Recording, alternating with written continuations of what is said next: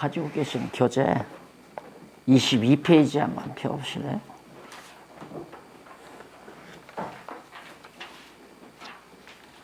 (22페이지) 중간쯤 보면 성경 요절 및 주제가 나옵니다. 요절은 첫 번째 문단에 나오는데 두 번째 줄 뒷부분에 보면 너희가 성경에서 영생을 얻는 줄 생각하고 성경을 상고하거니와 이 성경이 곧 내게 대하여 증거하는 것이로다. 요한복음 5장 39절에 있는 내용입니다. 전체 주제는 하나님은 여호와이시다. 부제는 예수는 그리스도이시다. 주제와 부제로. 왜 주제와 부제가 있는가? 하나님은 여호와시라는 사실을 증거하기 위해서, 계시하기 위해서 예수님을 그리스도로 보냈기 때문이다 라는 얘기입니다. 그러니까 성경은 아주 간단하죠. 단일 주제예요. 하나님은 여호와이시다. 그래서 성경은 여호와 계시라고 그렇게 이제 정리가 됩니다. 목사님들도 아시겠지만은 동서양을 막론하고 세계적으로 가장 우리 기독교가 풀어야 될 가장 최대의 숙제가 뭐냐면 하나님의 존재 문제입니다. 신존재, 하나님의 존재. 하나님이 계시느냐 안 계시느냐. 이 문제는 지금까지 확증된 것이 없습니다. 하나님이 존재하시다고 확실히 증거를 댈 수 있는 그런 신학이 존재하지 않는다. 그래서 이제 우리 보수주의 계열 같은 데서는 그냥 있다고 믿으라는 겁니다. 하나님 계시다고 믿으라. 믿음은 있는지 없는지 모르니까 믿는 거지. 있는 것이 확실하면 뭘 믿느냐. 있다는 게 확실하면 이제 그것이 이제 보수주의 신학의 근거고요. 자유주의 신학은 이제 그쪽으로 신경 쓰는 게 아니라 기독교를 빙자해서 이제 사회정화를 하려고 하는데 목적을 두니까. 그래서 하나님의 존재에 대해서 신학이 해답을 제시한 신학은 하나도 없습니다. 어떠한 신학도. 아까 바르트 신학이나 바르트 신학도 신존재 증명에 들어가서는 그냥 버벅거려요. 그리고 결론도 채 쓰지 않고 죽었고요. 그런데 이 책에 이제 서론에서 내가 좀 밝혔지만은 얼마 전 이제 과학자 둘이 거성에 죽었거든요. 호킹하고 아인슈타인하고 죽었어요. 근데 호킹은 아야 처음부터 무신론자였고 신은 없다. 아인슈타인은 신이 있는지 없는지 모른다. 이게 이제 불가지론자였어요. 있는지 없는지 알 수가 없다. 그리고 아인슈타인은 아덴 사람들처럼 알지 못하는 신이죠. 신이 있는지 없는지도 모르지만 신이 있다 해도 우리는 모르겠다. 그래서 아덴 사람들이 이제 신전을 지어놓고 알지 못하는 신에게라고 이제 명패를 붙여놓고 거기다가 이제 제사를 드리고 예배를 하고 그때 이제 바울이 나타났잖아요, 아덴에. 바울이 가서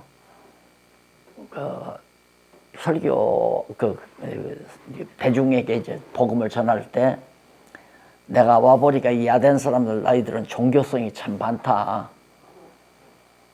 가는 곳마다 신전 지어놓고 아지 못하는 신에게라라고 써붙여놓고 하는 거 보니까 종교심은 많은데 신에 대해서 자세히 모르니까 내가 신에 대해서 알려주겠다 하면서 이제 한 게 아덴의 유명한 바울의 설교 내용이죠. 그러니까 아인슈타인의 경우는 아덴 사람들의 그 수준에 가까운 거고, 호킹 같은 경우는 완전히 망나니 같은 얘기고 증거도 없이 없다고 해버리니까 없는 증거를 대야 할 거 아니야. 그러니까 내 손에 안 잡히니까 내가 눈으로 안 보이니까 없다는 얘기죠. 그건 학자의 자세가 아니죠. 그래서 요 근래는 신에 대해서 얘기하면 무식하다 소리 들어요. 그래 교회가 잘 안 되는 거라. 한국에도 지금 그 바람이 불어가지고 자라나는 세대들이 거의 다 무신론자고. 일본은 아덴 사람들처럼 종교심은 강해. 그런데 이제 신에 대해서는 모른다는 얘기야. 그러니까 뭐 일본 신이 뭐 엄청 많다면서 어느 공원에 가보니까 뭐 정말 거창하더라고요. 그 막 미신 행위가. 그래서 어떤 의미에서는 한국 사람들보다 신이 없다고 그렇게 단정하는 한국 사람, 젊은 사람들보다는 어떤 신의식을 가지고 있는 일본 사람들이 훨씬 좀 복음 전하기가 낫지 않겠나 이런 생각도 해보고 그래요. 그래서 신관의 문제인데 왜 그러면 지금까지 동양이나 서양이나 하나님에 대해서, 신에 대해서 존재를 확정하지 못했나. 성경을 모르니까 그러거든요. 성경을 모르니까 아까 이 바르트라든가 두마이라든가 브루너 같은 이런 학자들이 전부 다 철학자들의 이론을 근거해서 다 정리를 하는 거예요. 이게 성경에 근거해서 나와야 하는데.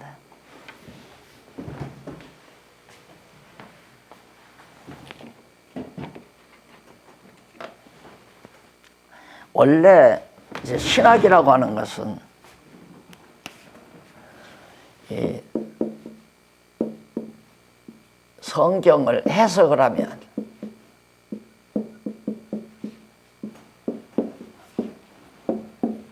신앙이 생기고, 신앙이 생기면 신조가 만들어지고 교리가 만들어지고 신학이 나와요. 이게 이제 과정이라.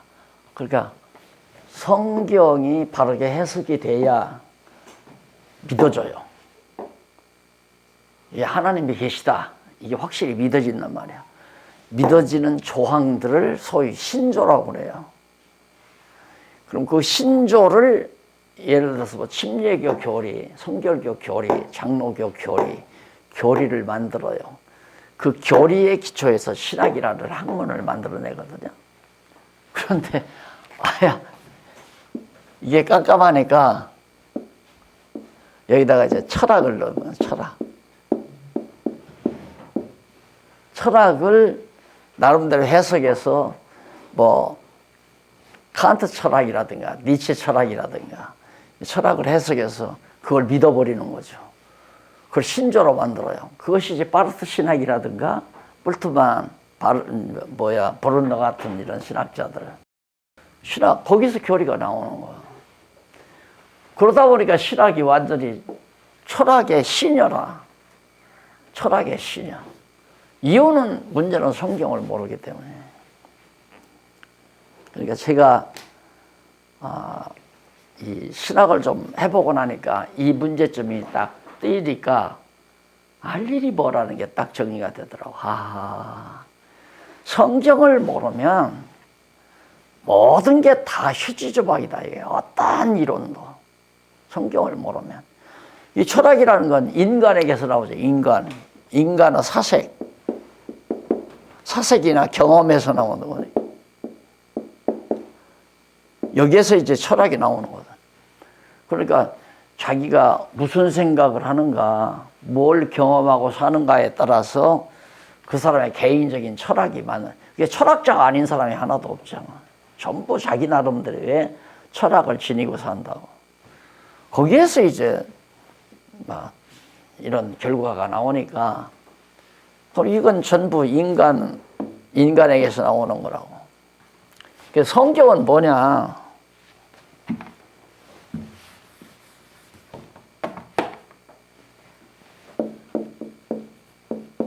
성경은 하나님께로부터 나오잖아요. 철학은 인간에게서 나오는 거고 성경은 하나님의 계시니까. 그렇게 성경을 모르면 아무것도 안 되는 거라. 그러니까 결국 신학의 뿌리는 성경이어야 되는데 성경을 지금까지 성경이 뭔지를 모르니까 성경의 주제도 없고 원리도 없고 그래서 결국은 이제 동서양을 막론하고 하나님의 존재가 확인이 안 되는 거예요. 하나님이 성경을 줄 때에는 당신을 알려주려고 성경을 준 건데 성경을 해석을 못하니까 예를 들어서 우주에서 우주인이 어떤 메시지를 보냈다 하더라도 우리가 읽을 줄 모르잖아요. 마찬가지로 하나님께로부터 편지가 왔는데 그 편지 내용을 모르는 거야. 그러니까 결국은 이제 쪼악지 쪼박쪼박 잘라가지고 이게 서구 사람들이 신학을 하는 방법이 이제 너는 창세기 연구해라, 너는 로마서 연구해라, 나는 신약학이다, 나는 구약학이다 이렇게 다 나누어 가지고 연구를 하다 보니까 뭐가 뭔지 모르잖아요. 그래서 왜 장님 코끼리 만진다는 거 아시잖아요. 장님 코끼리 이렇게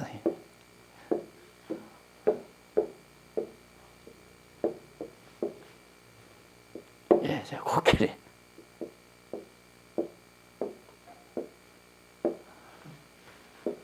코끼리인데 이걸 한꺼번에 이렇게 우리가 그려놓고 나면 코끼리를 알잖아요. 코끼리구나. 그런데 장님이니까 전체는 못 보고 다리만 가서 만져보면 코끼리가 전봇대 같다고 얘기해요. 기둥 같다. 이걸 보면 이제 벽 같다고, 큰 벽.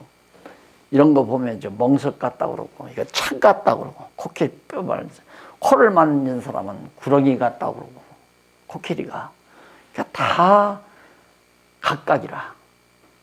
그러니까 지금까지 이 성경을 전체적으로 보기 이전까지는 이런 현상이었어요.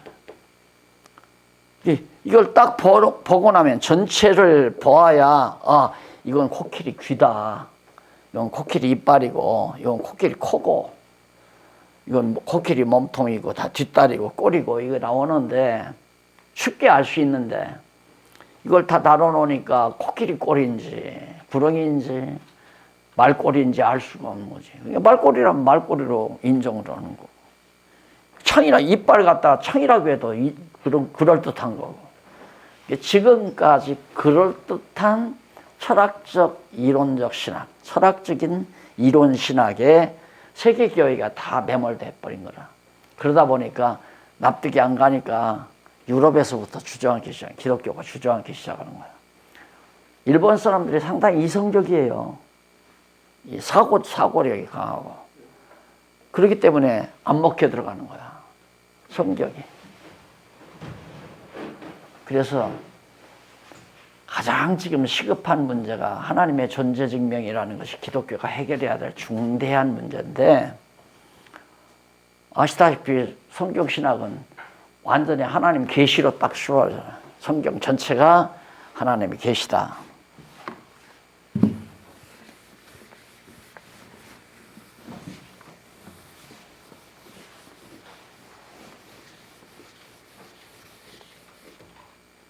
그래서 그럼 성경이 도대체 뭐냐 이거거든요. 성경이 도대체 뭐냐. 성경과 기독교는 뗄래야 뗄 수 없는 동전의 앞뒤와 똑같아요. 이게 떨어지면 안 돼요. 그래서 개혁자들이 성경 권위 이걸 얘기한 건 정말 그 하나님의 커다란 은총이죠. 성경 진리 토대 위에 교회를 세워야 한다는 것도 마찬가지고, 이 세상에서 가장 권위 있는 게 뭐냐? 성경이 최고의 권위다. 이것도 이제 대단한 선물이죠. 그러니까 그렇게 귀중한 성경을 모르고 교회가 되어진다는 건 민도가 낮으니까 교회가 되지, 민도 높으면 점점 다 된다는 얘기예요. 한국도 사실 이제 6.25 동란 직후에 이북에서 내려온 목사님들이 갑자기 이렇게 붕된 거거든. 왜 그러냐면 그때는 문맹이들도 있었다고. 나 어렸을 때는 글자 모르는 사람들도. 그러니까 그냥 장독대 뒤에 가서 정성 들이듯이 그런 식의 기도 교회가 서졌던 거예요. 그래서 새벽 기도 그런 것들이 이제 붐을 일으키게 되고, 장독대 가서 촛불 켜놓고 기도하는 것보다 그럴듯하게 신전 지어놓고 거기 나와서 기도하는 게 훨씬 낫잖아. 그래서 이제 막 일어난 거죠. 그런데 이제 교육을 받고 여러 가지 문제의식을 가지다 보니까 지성인들이 높아가다 보니까 목사님들의 설교가 이게 앞뒤가 안 맞는 거야. 지난주일에 와서는 우리가 율법에서 해방되고 하나님의 은혜로 구원 얻었다, 그렇게 설교를 했는데, 그 다음 주에 가보니까 우리가 하나님의 은혜로 구원 얻었지만 그래도 율법을 지켜야 된다. 그러니까 이게 뭐야? 율법 지키라는 거야? 말라는 거야? 이게 오래 다니면 다닐수록 갈등이 심한 거야. 그러니까 지성인으로 교회 안 나가버리잖아요. 근데 좀 수준이 낮은 사람들은 한번 쇠뇌가 때문에 안 나갔다가는 자식이 죽을지도 모르고, 교회 안 나가면 벌 받아서 그나마도 구멍가게도 다 망할지 모르니까 그런 두려움과 공포심 가지고 또 그렇게 교육을 받으니까 하나님 거역했다가는 그냥 다 집구석 다 망한다, 이런 식으로 공갈 협박 속에서 신앙이 자라기 때문에 못 떠난다고요. 그래서 이제 유지가 아직은 조금 되지만은 오래 못 가요. 그것도 유럽 교회 다 불어났잖아요. 유럽에 교회 건물만 있지. 일본도 내가 일본 교회 역사를 잘 모르지만은 어쨌든 그 내촌 씨의 말을 글을 보면 너무 교회가 이제 부패하고 타락하니까. 근데 여기는 부패하고 타락할 게 없을 것 같은데 그렇게 부패하고 타락했던 것 같아. 그래가지고 이제 성경을 아까 얘기한 대로 부패하고 타락된 거기에만 포인트 맞춰서 공격하다 보니까 교회가 다 말씀하는 무교회주의, 이렇게 해서 교회가 없어져 버리고 대안이 없으니까 이게 살아나지를 못하고. 이게 성경대로 보아야 하는데 가장 중요한 건 도대체 성경이 뭐냐 이게지. 가지고 계신 교재에 381페이지를 한번 펴보시면 거기에 대충 윤곽이 납니다. 381페이지.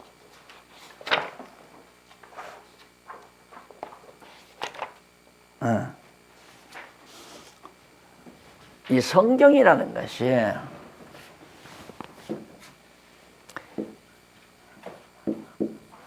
영원한 세계거든요. 이것도 이제 영원한 세계이고, 이제 기독교 우주관, 세계관 및 우주관이 정리가 안 되면 성경이 성경대로 보일 수가 없죠. 이 기독교 세계관은 모든 것이라는 것은 하나님께서 창조하시고 창조를 시작해서 심판날까지 나타나시는 이 세상에 속한 모든 것, 이 모든 것이 어디로 나왔느냐? 영원하신 하나님께로부터 나왔다 이거죠. 하나님께로부터 나와서 로마서 11장 마지막 절에 나오잖아요. 모든 것이 하나님께로부터 나와서 하나님으로 말미암아, 그냥 하나님께로부터 나와서 하나님으로 말미암아 다 섭리되고 주관이 되어지다가 다시 하나님께로 돌아간다 그거거든요. 예, 영원한 데서 나와서 시간 세계, 다시 말해서 피조 세계가 영원한 세계로부터 나왔다는 얘기입니다. 하나님께로부터 나왔다. 영원하신 하나님께로부터. 그래서 하나님의 주관하에서 이 세계가 진행이 되다가 정한 때가 오면 다시 하나님께로 영원한 세계로 돌아간다. 그런데 하나님께서는 여기서 시작할 때 이사야 46장 10절인가 보면 그런 얘기죠. 하나님은 처음 시작할 때 마지막 끝을 정해놓고 섭리해 가신다. 그러니까 하나님이 천지 창조할 때 심판날 정해놓고 천지 창조했다는 얘기예요. 그리고 하나님께서 내가 말씀하는 것이 다 이루어진다. 안 이루어진 게 뭐 있더냐? 다 내가 말한 대로 다 이루어진다. 바로 세계관과 같은 얘기죠. 하나님께로부터 나와서 하나님으로 말미암아 역사가 진행되다가 하나님 정한 때가 되면 이 세상 종말이 온다. 그 얘기거든요. 이게 이제 기독교 세계관이에요.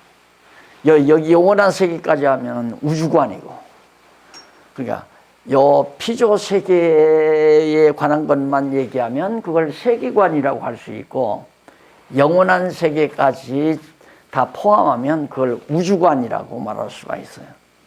그러니까 이런 대원리, 세계관적 또 우주관적 원리에 의해서 성경이 풀어져야 된다는 얘기입니다. 그러니까 그러면 하나님이 영원 자존하신 하나님께서 왜 이 세계를 창조해서 섭리하셨느냐? 그게 바로 당신을 계시하기 위해서, 당신의 능력과 당신의 주권과 당신의 신실성과 자비성, 영원성을 바로 드러내기 위해서 이걸 섭리하셨다. 이제 이 얘기입니다. 그래서 하나님께서는 이제 창조를 시작하신 거거든요. 그래, 거기에 보면 아까 다시 제일 앞부분으로 돌아가서 조금 읽어보시면요.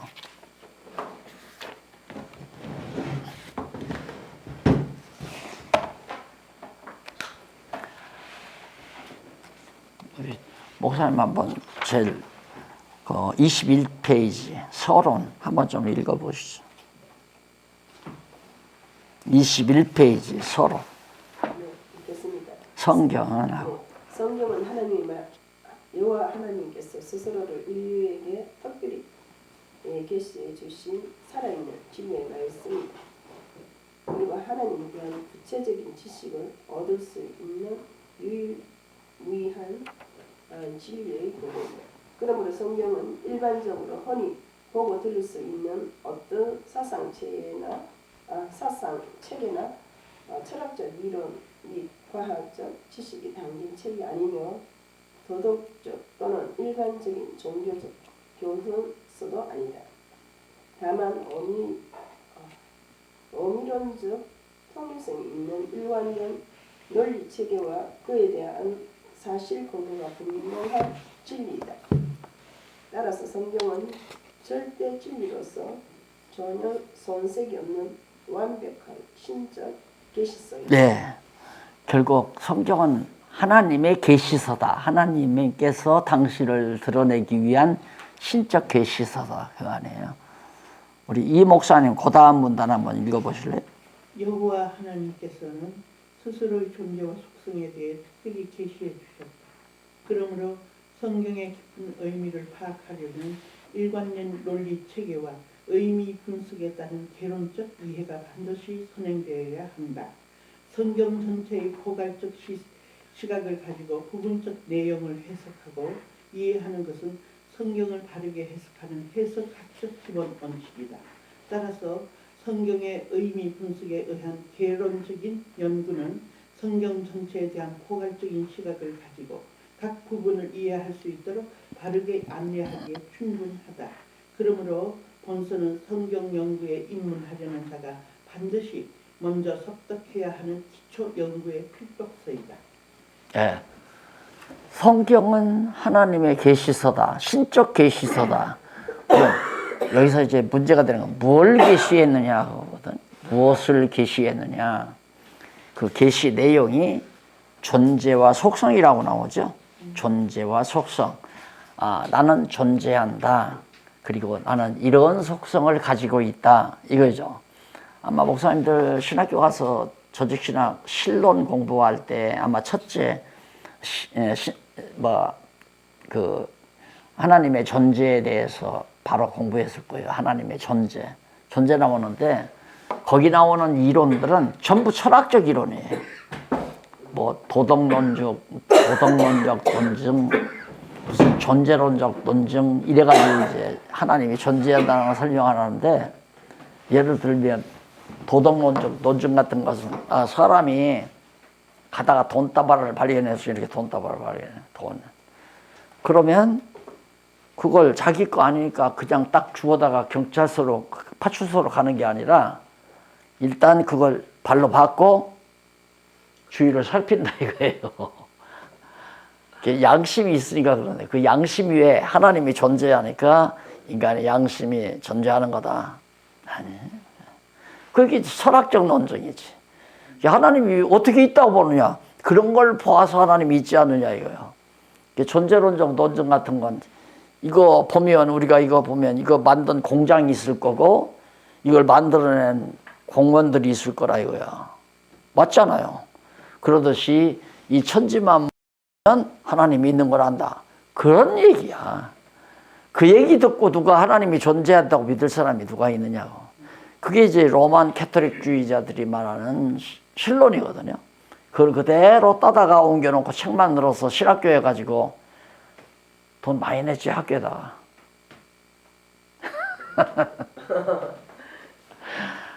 그렇게 해서 그냥 지나온 거야. 믿거나 말거나. 그러니까 성경 하나님이 있다는 거 모르는 거죠. 내 실감 나는 게 뭐냐면 아까도 사석에서 얘기했지만 초등학교 딱 들어갔는데 2학년 때 내 라이벌이 있었어요.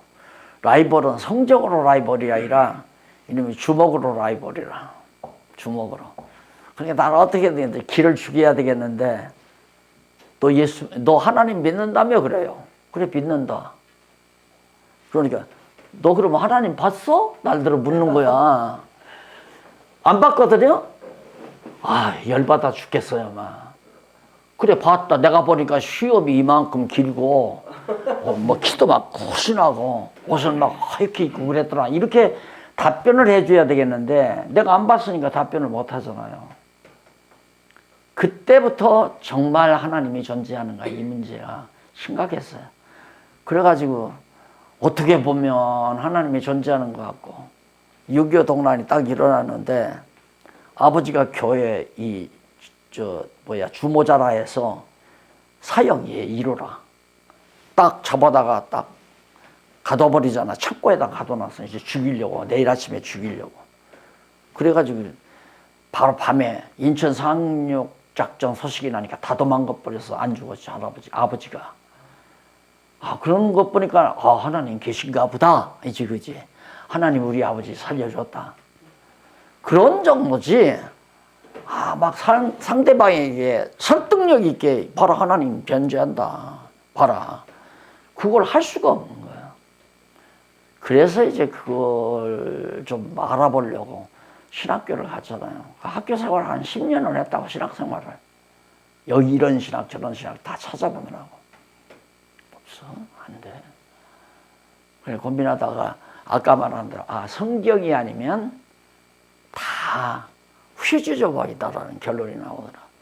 그래서 이제 성경으로 달라붙어서 이제 이 우주관에 의해서, 아, 하나님이 살아계셔서 천지와 만물을 주관하시고 다스리다가 세상 종말을 맺는다.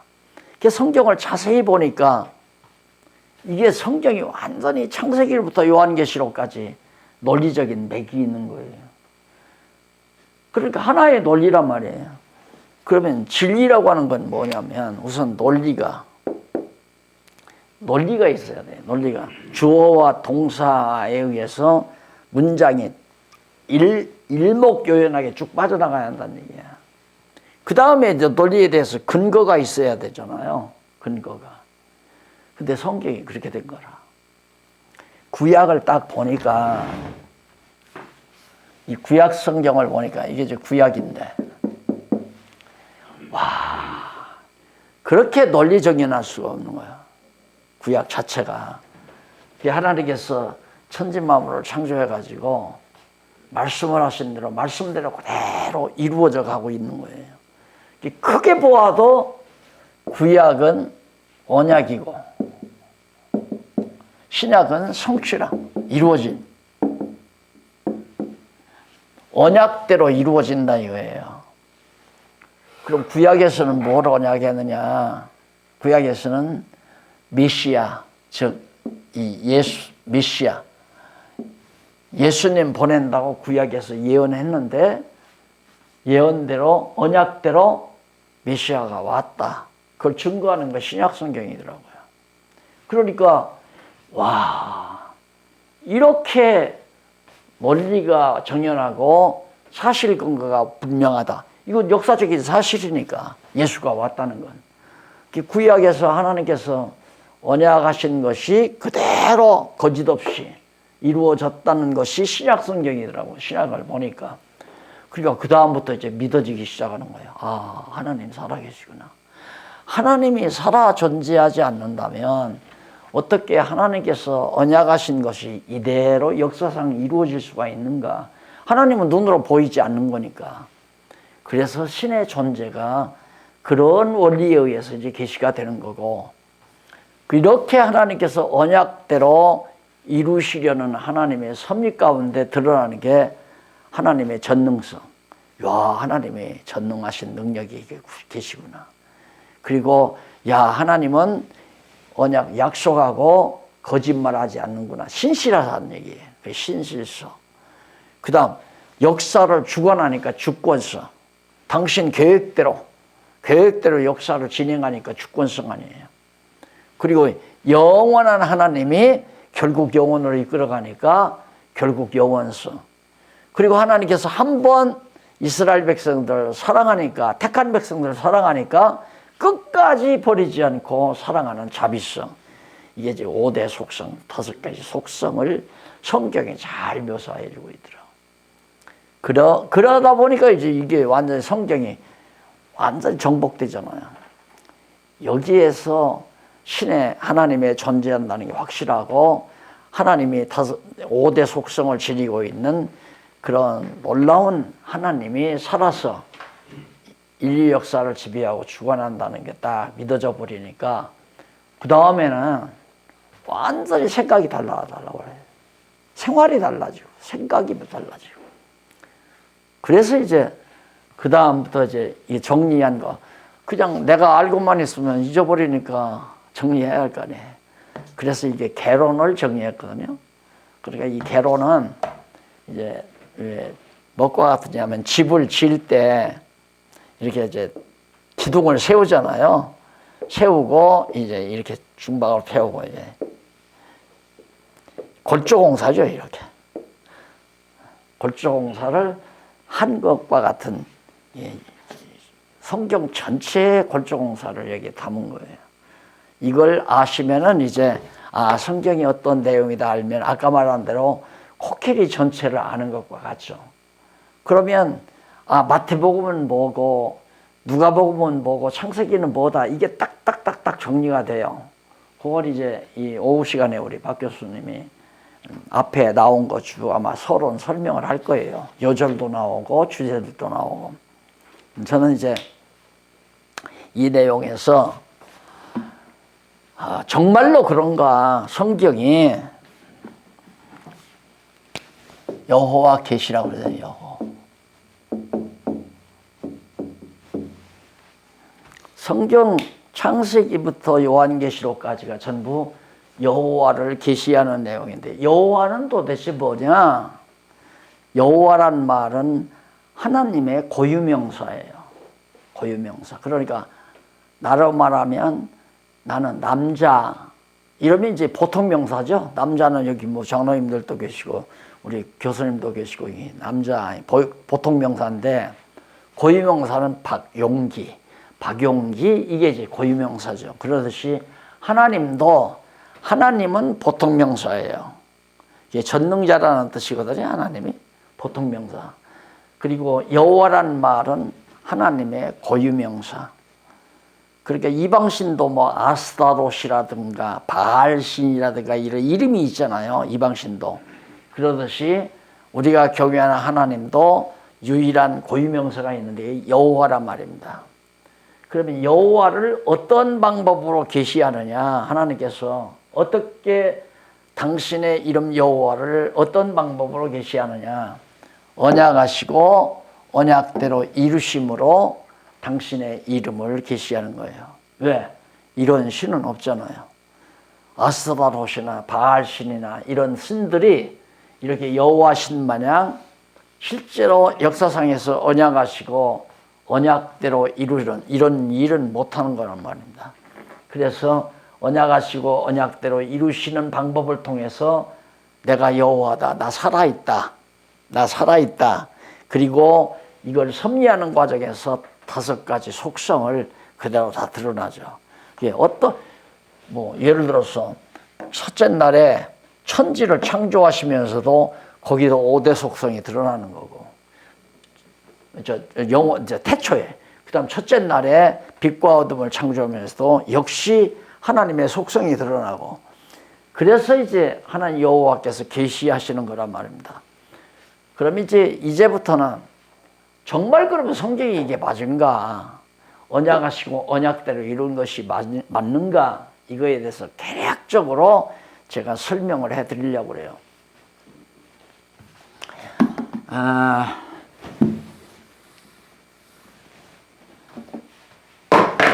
구약을 보면은 이렇게 돼 있어요.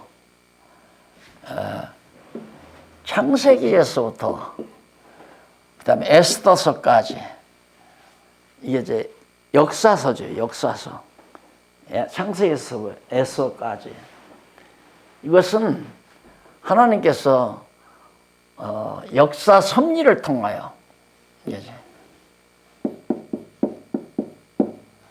섭리를 통하여 언약하시는 내용이 메시아를 언약하는 내용이죠. 섭리를 통해서. 그럼 어떤 섭리냐면, 하나님께서 처음에 아담 있죠? 아담, 그 다음 노아가 나와요. 그 다음 아브라함이 나와요. 첫 아담을 지은 것은 마지막 아담 보낸다는 확증이에요. 첫 아담을 창조하신 것은 마지막 아담을 보내겠다. 그러니까 첫 아담 창조는 마지막 아담의 구체적인 실제적 언약이죠. 그 다음 노아 언약은 노아 8식구를 물에서 이제 방주로 구원하잖아요. 그와 마찬가지로 예수 그리스도를 통하여 많은 영혼들을 구원할 것에 대한 하나의 메시아 언약이고요. 아브라함도 역시 믿음의 조상으로, 믿음으로 말미암아 이스라엘 백성들이 정말 복을 받고 살듯이, 바로 믿음으로 말미암아 예수 그리스도를 믿음으로 말미암아 구원 얻게 될 이런 놀라운 하나의 모형적 그림자죠.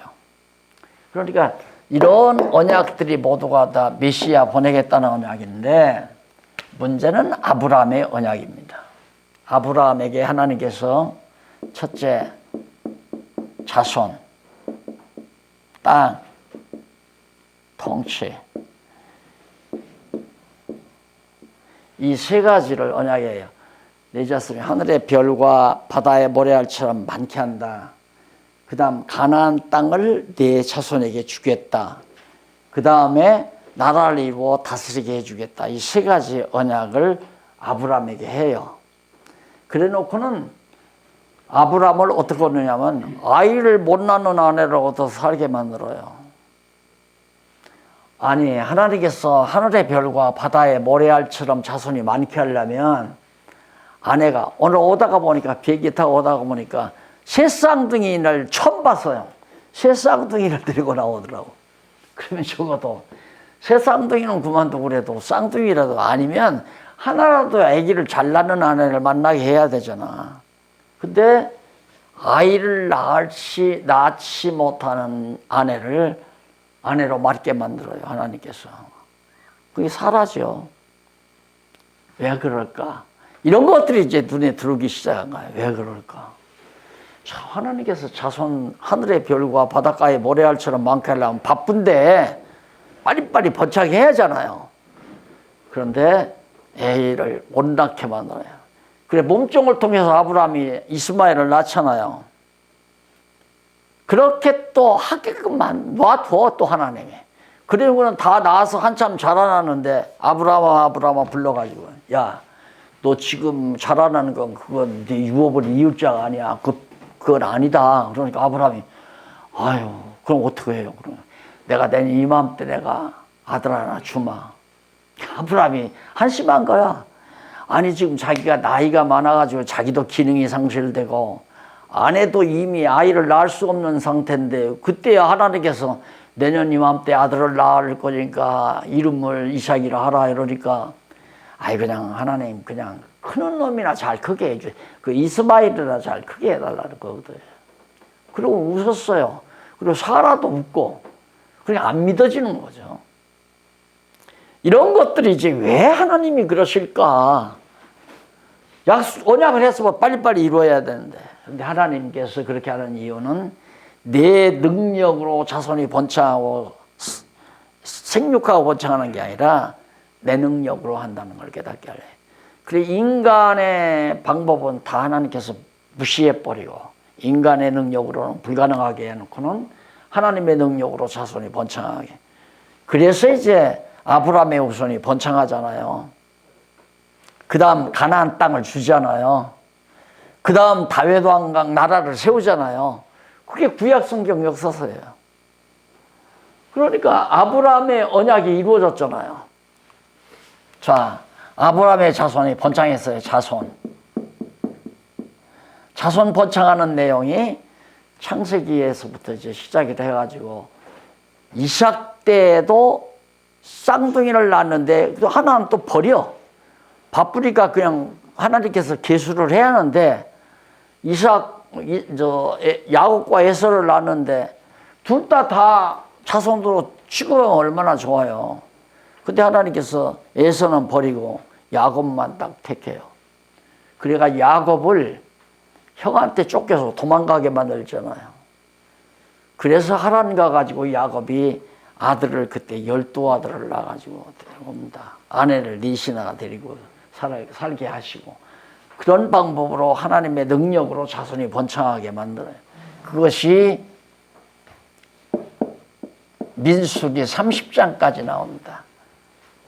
창세기 37장에서부터 민수기 30장까지가 자손이 번창하는 내용이에요. 그 이전에는 언약하는 내용이고요. 그리고 민수기 31장부터 그 이하 사사기까지 31장부터 사사기까지가 땅 정복이죠. 자손, 땅 두 가지 이루어지잖아요. 그러니까 민수기 31장에 보면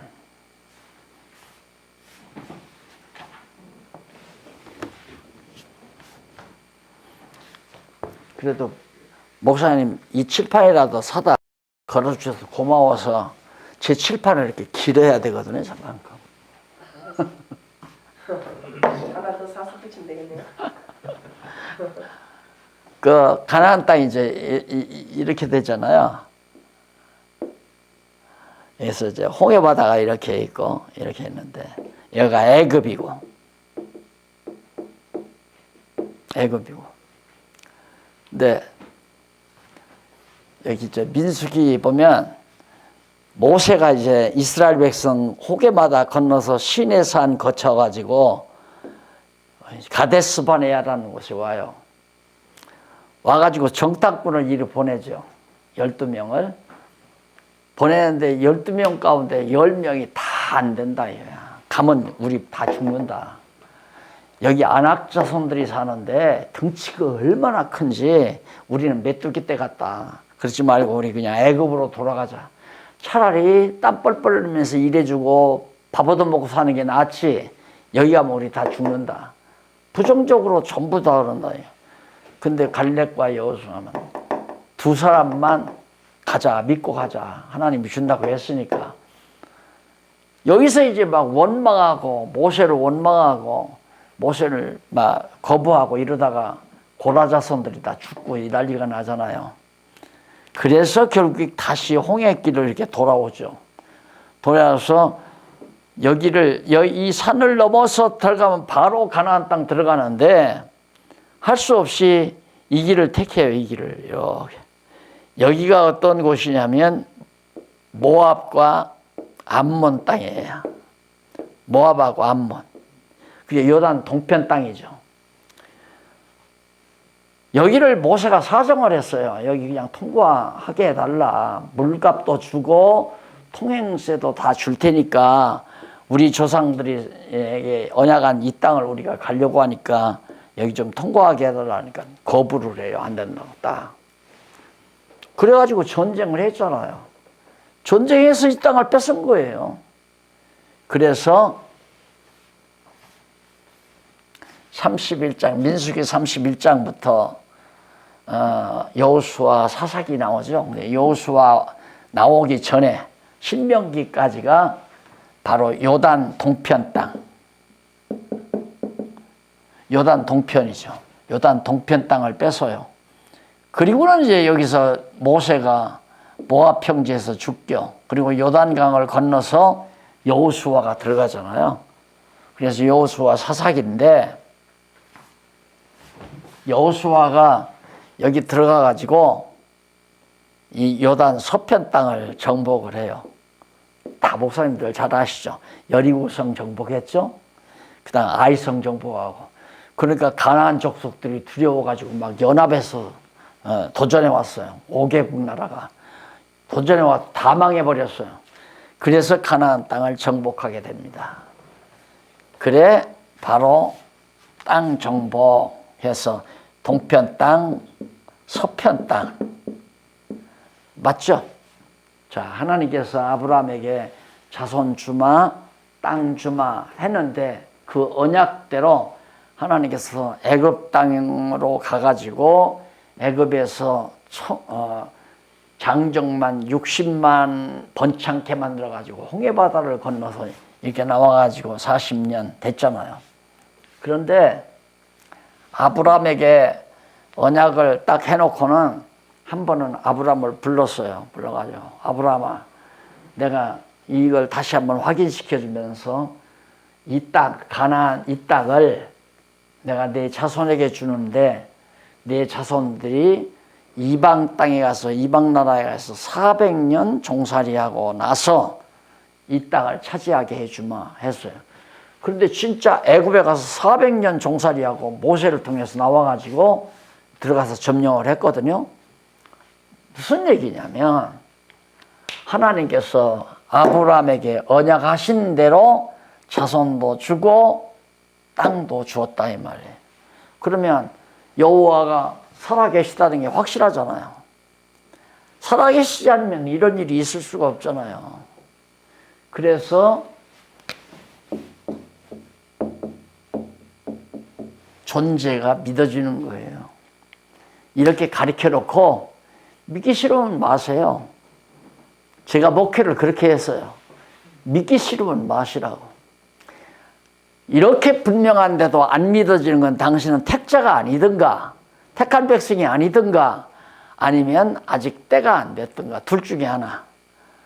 그러니까 택함 받지 못했으면 안 들을 수도 있죠. 안 믿을 수도. 귀가 절대 안 들리니까 안 믿어진단 말입니다. 그러나 또 택했지만은 앞으로 한 10년에 20년 더 세상에서 돼지우리처럼 살다가 돌아올 때가 돼야 돌아오니까 그때 믿어지니까 믿기 싫으면 말고 믿어지면 믿고. 왜? 너무 분명하니까.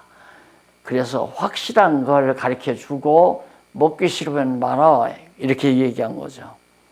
그러니까 아이가 자꾸만 그 영양가 없는 음식을 막 자꾸 먹으려고 그러잖아요. 그럼 그거 버려.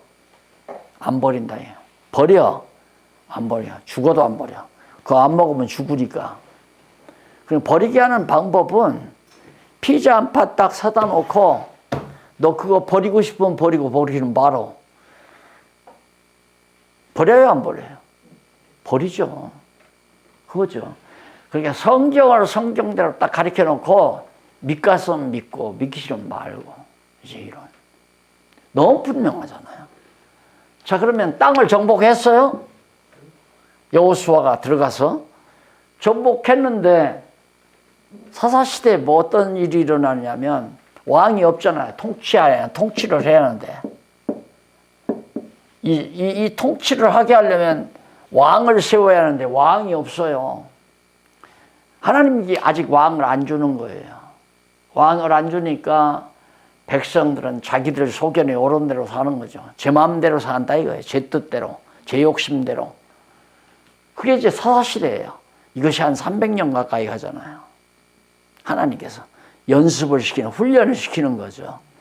그래서 왕이 없을 때는 백성들이 저 좋은 대로, 제 뜻대로, 제 생각대로 살다가 주변의 나라들이 막 주변 국가들이 와서 점령하고 끌어가고 막 탈취해가고 그럼 뭐 죽는다고 울고 불고 난리를 치면 하나님이 이제 사사를 세워줘요. 사사를 세워주면 이제 평안함이 오죠. 여호와 하나님 경외하니까, 여호와 하나님 경외하며 사니까 하나님께서 평온하게. 그래서 사사가 죽어요. 그리고 세대도 바뀌어. 그럼 그 사람들은 또 모르잖아요. 그러니까 또 자기 마음대로 살아. 이게 무슨 얘기냐면 인간은 기본적으로 자기 좋은 대로 살게 돼 있어요. 왜? 선악과를 먹었기 때문에. 선악과 먹으면 자기 좋은 대로 살거든. 자기 좋은 것이 선이라고 생각하니까. 하나님 좋은 대로 살아야 되는데 선과 악을 알게 되지 않아서 인간이. 그렇게 선이라는 건 자기 좋은 게 선이고 자기에게 나쁜 건 악이고 이렇게 되니까 인간은 하나님께서 왕을 세워서 깨닫게 하지 아니하면 너나 할 것이 다 자기 좋은 대로 살아요. 그러니까 하나님 말씀 모르고 믿지 아니하는 사람들은 전부 자기 좋은 대로 사는 거라. 거기서 자기 좋은 대로 사는 인간들에게서 뭐 민주주의니 공산주의 의미가 전혀 없는 거예요. 공산주의도 인본주의고 민주주의도 인본주의고 공산주의는 어야봉의 인본주의고 우두머리의 인본주의고 민주주의는 백성들의 인본주의고 인간 좋은 대로 해 나가는 게 민주주의고 공산주의가 아니에요. 신본주의가 아니라는 얘기죠. 이제 이런 데서 자꾸만 이제 정치적인 시각도 열리게 되고 사회학도 바라보게 되고 막 자꾸 열리는 거야. 모든 것들이 다 눈에 보이게 되고 내가 경제학을 언제 했어도 경제학도 안 돼. 천없어도 안 돼. 뭐 복지국가? 말도 안 되는 소리. 자꾸 퍼다 주워버리지. 그러면 누가 일해? 일 안 해도 잘 먹고 잘 사는데 누가 일하려고 하네요. 그러니까 결국에는 경제 침체가 돌아오는 거고. 그리고 영국이 한동안 해먹었잖아요. 그러니까 복지 정책도 완전한 게 아니고 자본주의 정책도 완전한 게 왜? 한도 끝도 없으니까.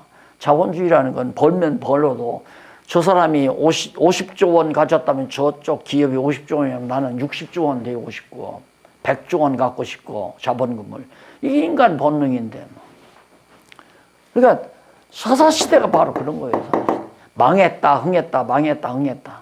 하나님께서 간섭하시면 흥하고 하나님께서 그냥 너들 뜻대로 해라고 사탄에게 맡겨놓으면 완전히 다 또 망해가지고 울고 불고.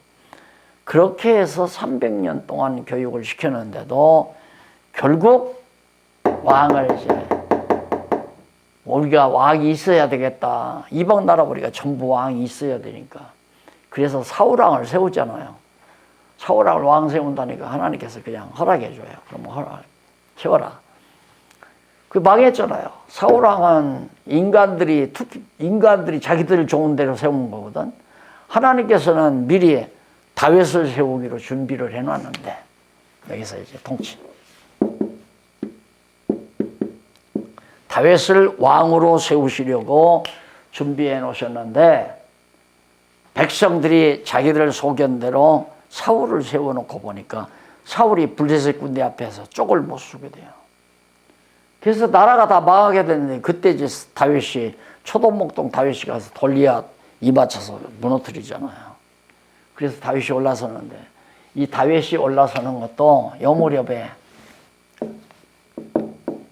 야곱이 이게 이제 아브라함, 이삭, 야곱이 이제 애굽으로 요셉 때문에 내려가서 애굽에서 죽잖아요. 죽으면서 12아들에게 복을 빌 때 야곱이 유다에게 내게서는 왕의 올이 떠나지 않는다. 치리자의 지팡이가 네 발사에서 요동하지 않는다. 언제까지? 실로가 오시기까지. 예수 그리스도가 오실 때까지 유다 지파가 왕이 된다는 얘기거든. 그런데 다윗이 누구냐면 유다 지파 사람이야. 사울은 베냐민 족속이고. 베냐민 지파는 왕이 아닌데 백성들이 세운 거니까 망해야 되는 거고, 다윗은 초도목동이지만 하나님께서 세운 왕이니까 블레셋 장군을 물리치고 승리를 거두잖아요. 그래서 왕위에 오르죠. 그래서 왕족이 계속 이어지는 겁니다. 다윗 아들들이 끊임없이, 중간에 나라가 북이스라엘과 남쪽 유다로 나뉘지만은 북이스라엘은 망하고 남쪽 유다는 다윗 왕조가 유지가 돼요. 그건 하나님의 언약 때문에 그래요. 하나님 이 역사섬이 언약 때문에. 이게 구약이 언약이라고 했잖아요. 이것이 바로 다윗 왕을 이렇게 세워가지고 나라가 지속이 되는데, 결국 신약시대가 오잖아요. 마태복음에 보면 아브라함과 다윗의 자손 예수 그리스도의 세계라 이렇게 부르는. 자, 이래서 이제 구약이라는 게 전부 하나님의 메시아 예수 그리스도에 대한 언약이다. 그러니까 간단해요, 성경이. 이게 이제 의미적으로 본 거예요. 그래서 가지고 계신 교재 위에 보면 의미 분석이라고 나와 있죠. 의미 분석. 도대체 하나님께서 아브라함을 불러서 믿음의 조상으로 삼으신 그 의미가 뭔가? 이렇게 아브라함에게 언약에서 언약대로 이루심으로 당신이 여호와라는 것을 계시하는 데 의미가 있다. 그런 얘기예요. 근데 이 의미 분석이라는 걸 못하다 보니까 아브라함의 역사, 노아의 역사, 아담의 역사, 천지 창조, 이런 식으로 내용 분해를 하는 거죠. 내용만 알지 그 내용이 어떤 뜻을 가지고 있는가를 몰랐던 거예요. 그러다 보니까 성경이 아주 어렵게 되고 점점. 그래서 성경을 모르니까 그냥 인간들이 신학을 만들어서 그냥 어리숙한 사람들에게 세뇌시켜가지고 그 교회라고 해서 이렇게 만들어 놓으니까 말씀 반석 위에 교회가 세워질 수가 없죠. 구약의 역사 섭리 내용입니다. 여기에서 이제 찬양이 나가고 욥, 시편, 잠언, 전도, 아가서 찬양이 나가고 이 섭리를 해가는 데서 선지자들의 예언이 나가고, 우리 잠깐 쉬었다가 구약하고 신약성경 오전 시간에 다 마쳐드리겠습니다.